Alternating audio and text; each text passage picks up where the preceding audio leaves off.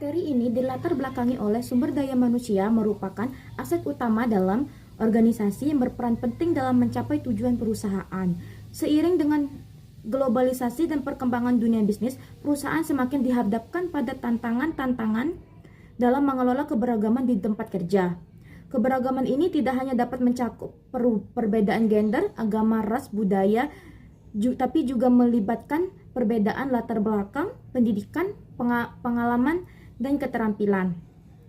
Pengelolaan keberagaman dalam organisasi menjadi salah satu isu yang krusial karena dapat mempengaruhi produktivitas, inovasi, dan kerjasama tim. Di sisi lain, jika keberagaman tidak dikelola dengan baik, hal ini dapat menimbulkan konflik, ketidakharmonisan, dan penurunan kinerja. Oleh karena itu, diperlukan strategi manajemen sumber daya manusia yang efektif untuk mengoptimalkan potensi keberagaman di tempat kerja. Rumusan masalah dari materi ini terdiri atas 3, yaitu 1. Apa tantangan dalam mengelola keberagaman? 2. Apa strategi pengelolaan sumber daya manusia dan keberagaman? Dan yang ketiga, apa pentingnya mengelola keberagaman dalam sumber daya manusia? Selanjutnya adalah pembahasan. Sumber daya manusia mengacu pada individu-individu yang bekerja dalam suatu organisasi dan berkontribusi pada pencapaian tujuan bisnis. Manajemen sumber daya manusia mencakup aktivitas seperti perekrutan, pengembangan, kompensasi dan penilaian kerja, dan pemberdayaan karyawan yang mencapai potensi maksimal mereka. Fokus utama dari manajemen sumber daya manusia adalah meningkatkan produktivitas melalui pemberdayaan karyawan, serta menciptakan lingkungan kerja yang mendukung.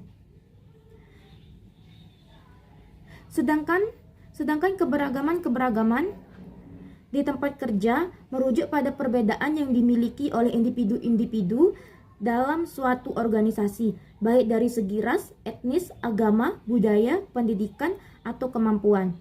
Keberagaman juga dapat mencakup gaya berpikir, perspektif, serta pendekatan terhadap pemecahan masalah. Keberagaman yang dikelola dengan baik dapat menciptakan sinergi dalam tim, memperkaya ide, dan meningkatkan inovasi. Lalu selanjutnya adalah tantangan dalam mengelola keberagaman yang terdiri atas 3, yaitu 1. Konflik budaya dan komunikasi. Perbedaan budaya dapat mempengaruhi cara individu berinteraksi dan berkomunikasi di tempat kerja. Ketidakpahaman terhadap norma budaya tertentu dapat menyebabkan kesalahpahaman atau konflik. Oleh karena itu, diperlukan program pelatihan dan pengembangan kesadaran budaya untuk mengatasi masalah ini. Lalu yang kedua adalah diskriminasi dan bias diskriminasi, baik yang disengaja maupun tidak disengaja, dapat menjadi penghalang dalam menciptakan lingkungan kerja yang efektif. Bias, terutama bias bawah sadar, juga dapat mempengaruhi proses pengambilan keputusan dalam rekrutmen, promosi, atau evaluasi kinerja. Manajemen harus menerapkan kebijakan yang tegas untuk mencegah diskriminasi dan mempromosikan kesetaraan. Lalu yang ketiga yaitu tantangan manajemen multigenerasi. Tempat kerja modern biasanya diisi oleh individu dari berbagai generasi seperti baby boomers, generasi X, milenial, dan generasi Z. Setiap generasi memiliki nilai, ekspektasi, dan gaya kinerja yang berbeda. Pengelolaan dan tenaga kerja. Sekian dari saya. Assalamualaikum warahmatullahi wabarakatuh. Perkenalkan, nama saya Ersa Agustina dengan NIM A1A 024100059. Di sini saya akan menjelaskan strategi pengelolaan sumber daya manusia dan keberagaman. Yang pertama, rekrutmen inklusif. Untuk membangun tenaga kerja yang beragam, perusahaan harus mengadopsi kebijakan rekrutmen yang inklusif. Ini berarti mencari kandidat dari berbagai latar belakang tanpa memandang ras, gender, atau aspek lain yang tidak relevan dengan pekerjaan. Proses wawancara yang adil dan transparan harus diterapkan untuk memastikan bahwa kandidat dinilai berdasarkan kemampuan dan potensi mereka. Yang kedua, pelatihan kesadaran budaya dan inklusi. Pelatihan tentang keberagaman dan inklusi dapat membantu karyawan memahami pentingnya keberagaman di tempat kerja serta bagaimana cara berinteraksi dengan rekan kerja dari berbagai latar belakang. Program pelatihan ini juga dapat meningkatkan kemampuan manajer dalam mengelola tim yang beragam secara efektif. Yang ketiga, kebijakan anti-diskriminasi. Perusahaan harus memiliki kebijakan yang jelas tentang anti-diskriminasi dan tindakan tegas terhadap segala bentuk diskriminasi di tempat kerja.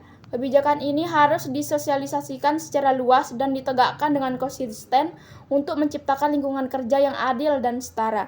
Yang keempat, promosi kesetaraan dan kesempatan yang sama. Memberikan kesempatan yang sama untuk semua karyawan tanpa memandang latar belakang mereka adalah prinsip dasar dari manajemen sumber daya manusia yang inklusif.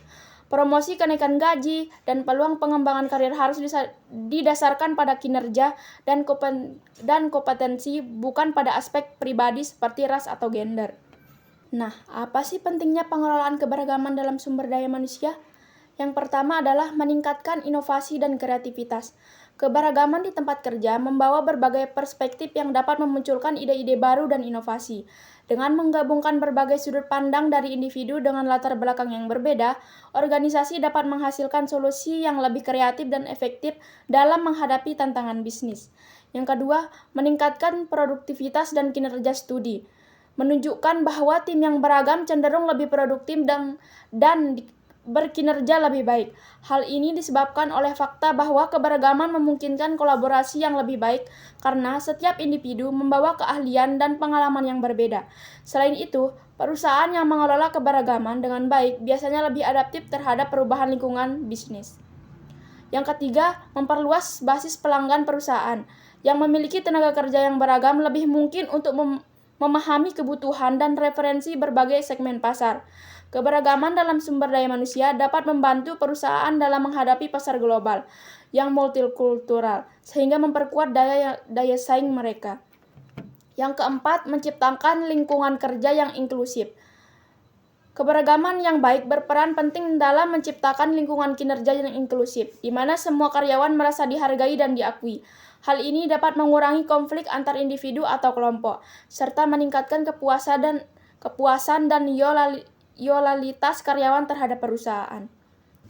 Kesimpulannya adalah, pengelolaan sumber daya manusia dan keberagaman merupakan tantangan yang signifikan dalam lingkungan kerja modern, namun juga merupakan peluang yang besar. Dengan manajemen yang tepat, keberagaman dapat menjadi aset yang berharga bagi organisasi, meningkatkan inovasi, produktivitas, dan daya saing. Perusahaan harus mengadopsi strategi yang mendukung inklusi, menghargai perbedaan, dan menciptakan lingkungan kerja yang harmonis. Hanya dengan demikian, keberhasilan organisasi dalam mengelola sumber daya manusia dan keberagaman tidak hanya akan mempengaruhi kinerja internal, tetapi juga reputasi dan keberlanjutan perusahaan di era globalisasi yang semakin kompleks. Demikian yang dapat saya sampaikan. Wassalamualaikum warahmatullahi wabarakatuh.